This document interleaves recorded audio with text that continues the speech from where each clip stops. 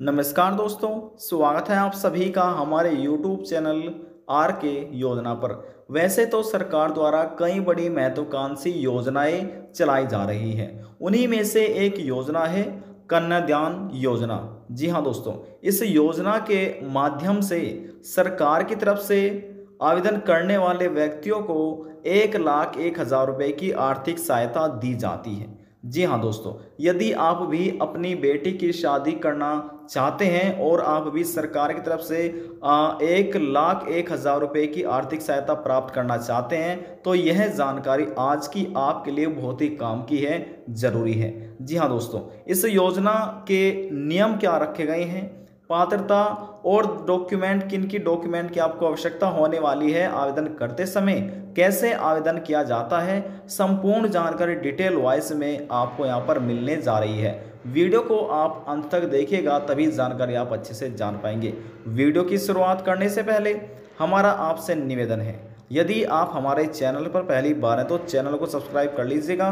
साथ ही दोस्तों bell icon के बटन को प्रेस करना ना भूलें, ताकि जो हमारी वीडियो का नोटिफिकेशन है वह सबसे पहले आपको प्राप्त हो और आप सबसे पहले ही उसका लाभ उठा सके।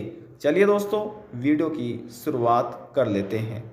देखिए दोस्तों, हम आपको सीधे ही पोर्टल पर लेकर विजिट हो चुके हैं। यहाँ पर आप देख सकते हैं योजना विस्तार, योजना का इस योजना का विस्तार कन्यादान योजना धारा 22(1)(h) के तहत यहाँ पर देखिएगा, यहाँ पर समझाया गया है, आपको बताया गया है। इसमें लिखा है योजना का उद्देश्य, इस योजना का क्या उद्देश्य है। देखिए, पंजीकृत कामगार की सुपुत्री की शादी के अवसर पर बोर्ड द्वारा कन्यादान के रूप में 51,000 रुपये की वित्तीय सहायता प्रदान की जाती है। यह राशि केवल 3 लड़कियों की शादी होती है। जी हाँ दोस्तों, यहाँ पर आप समझते रहिए। लाभ प्राप्त करने की शर्तें, यदि आप लाभ लेना चाहते हैं तो यहाँ पर कुछ शर्तें निर्धारित की गई है, आपको मानना होगा तभी आप लाभ ले पाएंगे। पहली शर्त क्या कहती है, देखिए, पंजीकृत कर्मचारियों की कम से कम 1 वर्ष की नियमित सहायता ली जाएगी। जी हाँ दोस्तों, सभी दस्तावेज विवाह होने के बाद 1 वर्ष के अंदर आप आवेदन पत्र प्रस्तुत कर सकते हैं, अनिवार्य है। यानी कि यहाँ पर 1 साल का यहाँ पर समय भी दिया जाता है। विवाह का पंजीकरण प्रमाण पत्र अनिवार्य है। देखिए, यहाँ पर लिखा है वचनवश घोषणा प्रस्तुत करेंगे कि वह किसी अन्य सरकारी विभाग, बोर्ड, निगम से सहायता प्राप्त नहीं करेगा और न ही करेगा। तो देखिए, यहाँ पर लिखा है, अब इसमें देखिए टिप्पणी क्या कर गई है। पंजीकृत श्रमिकों की बेटी की विवाह की व्यवस्था के लिए बोर्ड द्वारा 50,000 रुपये की वित्तीय सहायता प्रदान की जाती है, जिसके लिए अलग से ऑनलाइन आवेदन, यानी कि ऑनलाइन आवेदन करना अनिवार्य है। अर्थात लाभार्थी की सुपुत्री की शादी 51,000 रुपये प्लस 50,000, देखिए 50,000 बच्चों की शादी के वित्तीय सहायता सपुत्री, यानी कि यहाँ पर हो जाते हैं 1,01,000 रुपये का विज्ञापन मिलता है। ये लाभ उनको दिया जाता है। अब यहाँ पर पात्रता, और यहाँ पर पात्रता क्या कहते हैं, देखिए इसमें लिखा गया है सदस्यता वर्ष सदस्य 1। यहाँ पर अप्लाई, जो आप अप्लाई करेंगे आवेदन, वह उसकी फ्रीक्वेंसी रखी गई है 3, यानी कि 3 लड़कियों को यहाँ पर लाभ दिया जा सकता है। योजना के लिए, इस योजना के सभी पात्र हैं, लाभ ले सकते हैं। मृत्यु के बाद भी जारी रखे योजना की यहाँ पर जानकारी दी गई है। लाभ है, देखिए जो लाभ आपको मिलेगा वह 51,000 रुपये का होगा। अब यहाँ पर हमने 1,000 यानी कि 1,01,000 रुपये लिखे हैं, तो इसमें यहाँ पर आप देखिए 51,000 रुपये तो ये आपको अनुदान योजना के हैं। उसके बाद यहाँ पर लिखा है बच्चों की सहायता की वित्तीय सहायता। यहाँ पर यदि आप सहायता लेना चाहते हैं तो यहाँ पर आपको 50,000 रुपये की सहायता दी जाएगी, तो टोटल 1,01,000 रुपये यहाँ पर हो जाते हैं। अब यहाँ पर देखिए, यहाँ पर लिखा है आप दस्तावेज यहाँ पर डाउनलोड कर सकते हैं, इसकी आपको आवश्यकता होने वाली है। अब जैसे हमने क्लिक किया, देखिए यहाँ पर क्लिक होने के बाद ये डाउनलोड का ऑप्शन आ चुका है। अब यहाँ पर इसको डाउनलोड कर लेते हैं। अब देखिए, जैसे हमने डाउनलोड किया है, अंडरटेकिंग वाला ऑप्शन पर हमने क्लिक किया है, तो यहाँ पर देखिए घोषणा पत्र 1 हमारे सामने यहाँ पर ओपन हो चुका है। थोड़ा सा बड़ा कर लेते हैं। देखिए, यहाँ पर लिखा है घोषणा पत्र में कन्यादान लिखा है, यहाँ पर लिखा है मैं सुपुत्र पत्नी लिखा है, निवासी लिखना है आपको, बोर्ड द्वारा पंजीकरण संख्या है जो आपको दी जाती है, मेरी सुपुत्री जो नाम लिखना है, विवाह का किस तारीख में विवाह हुआ था, जिसके लिए मैंने किसी सरकारी विभाग से कोई भी कन्यादान के लिए किसी भी वित्तीय सहायता प्राप्त नहीं की है। यानी कि ये सभी इसमें मैं घोषणा करता हूँ, सभी को जानकारी आपको अच्छे से भरनी होगी। देखिए ये सभी चीज़ों को आपको अच्छे से पढ़ना है और यहाँ पर हस्ताक्षर करने हैं। यदि जो अंगूठा लगाता है उनको अंगूठा लगाना है, मोबाइल नंबर दर्ज करना है, अपना स्थान लिखना है और तिथि लिखनी है।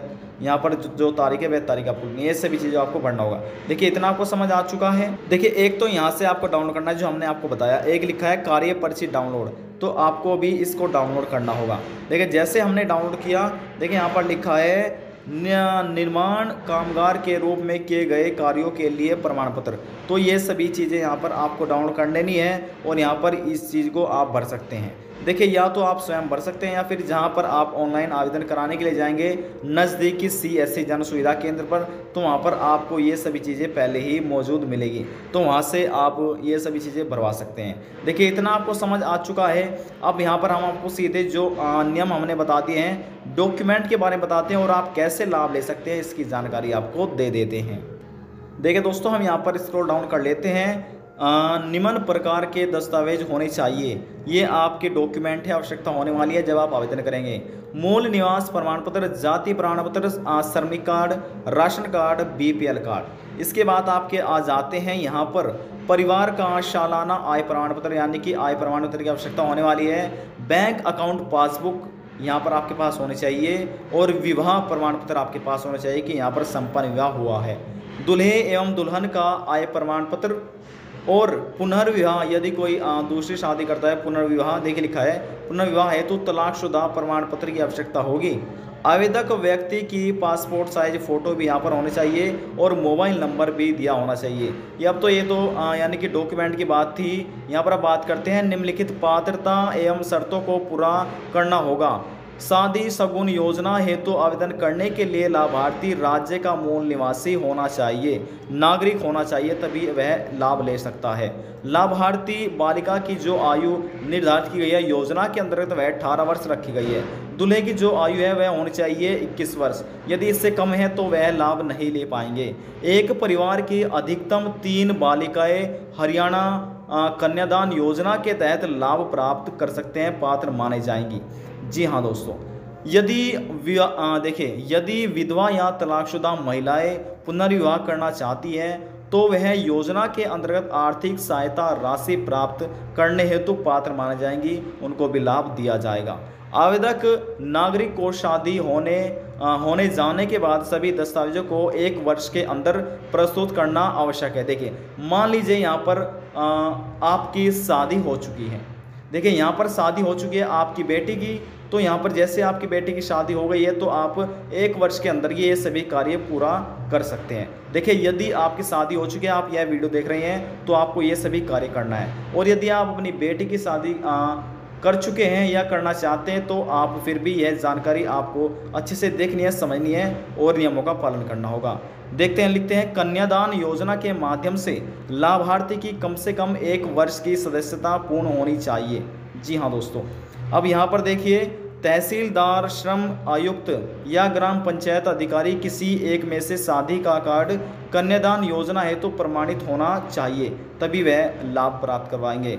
आवेदक नागरिक को संबंधित कार्यालय में शपथ पत्र लिखकर देना होगा कि वह 6 माह की अवधि के समय में कार्यालय में अपने विवाह प्रमाण पत्र को प्रस्तुत करेगा। और यदि आवेदक व्यक्ति के द्वारा 6 महीने अवधि के यह प्रमाण पत्र प्रस्तुत नहीं किया गया तो वह कल्याणकारी योजना के तहत किसी भी प्रकार का कोई भी लाभ प्राप्त करने हेतु पात्र नहीं माना जाएगा। तो यहाँ पर इन सभी नियमों का आपको पालन करना होगा। इस योजना का लाभ प्राप्त करने के लिए आवेदक व्यक्ति को घोषणा पत्र प्रस्तुत करना होगा। देखिए जो यहाँ पर हमने आपको भी पत्र बताए थे कि कैसे डाउनलोड किए जाते हैं, तो वे घोषणा पत्र हैं, तो यहाँ पर आपको प्रस्तुत करना होगा। वह संबंधित विभाग के माध्यम से किसी प्रकार की योजना का कोई लाभ प्राप्त नहीं किया जा रहा है, उसमें घोषणा कही गई है, और न ही आने वाले समय में इस प्रकार की किसी भी योजना का लाभ प्राप्त करेगा।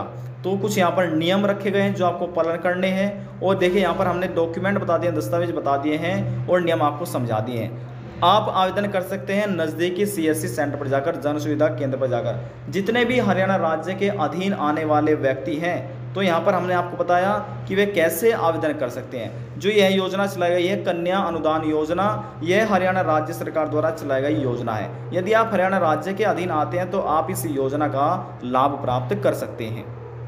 आज की जानकारी में बस इतना ही। यदि आपको हमारी जानकारी पसंद आई तो वीडियो को जरूर लाइक कर दीजिएगा। आपके एक लाइक से हमें बहुत ज़्यादा मोटिवेट मिलता है। यदि जानकारी को लेकर मन में कोई सवाल है, डाउट है, पूछना चाहते हैं, नीचे कमेंट बॉक्स में जाकर पूछ सकते हैं। सभी सवालों का जवाब आपको दे दिया जाएगा। लास्ट में निवेदन ये करेंगे, चैनल को सब्सक्राइब और साथ ही बेल आइकन के बटन को प्रेस करना ना भूलें। अब हम आपसे मिलते हैं नेक्स्ट वीडियो में एक और नई जानकारी के साथ। जब तक के लिए जय हिंद, जय भारत।